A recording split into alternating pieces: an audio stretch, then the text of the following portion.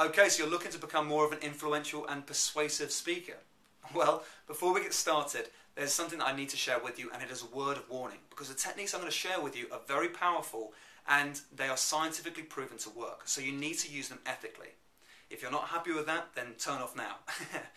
But the techniques I'm going to share with you truly are very, very powerful, and if you use them in the right way, then you'll find you get audiences to buy into what you're saying rapidly. But here's the thing, you need to be natural with these techniques. They need to be part and parcel of who you are and what you're explaining or telling your audience. The reason being, it's rather like doing a lie detector test. I very much doubt that you've done a lie detector test. Maybe you have. But when you do it, I'm sure you appreciate how it works. You get strapped up, don't you, to different measuring things, and you kind of get your sweat glands measured, you get your heart rate measured, all these different things.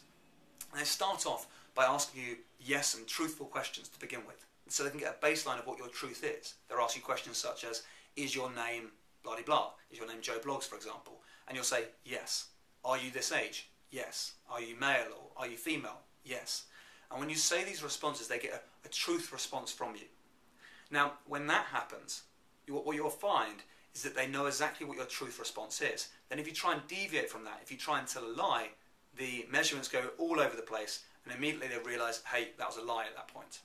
Now, of course, when the lie detector is going on like that, it's very, very similar for your audience members. If you try and use all these techniques to persuade an audience, and it's not natural for you to be able to do this, what you'll find is that your audience instantly recognise it and put up the sales barriers as such.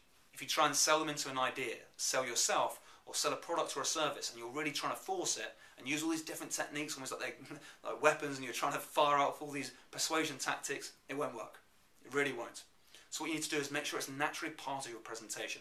Make sure you really truly believe in yourself or believe in your products and services, and then you'll find it much, much easier to persuade your audience.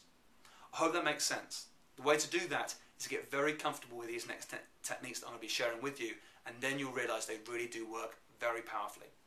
If you want to find out more about this, again, this video is going to turn interactive now, so just click on more, and we'll go into the next video. If not, see you in the main menu.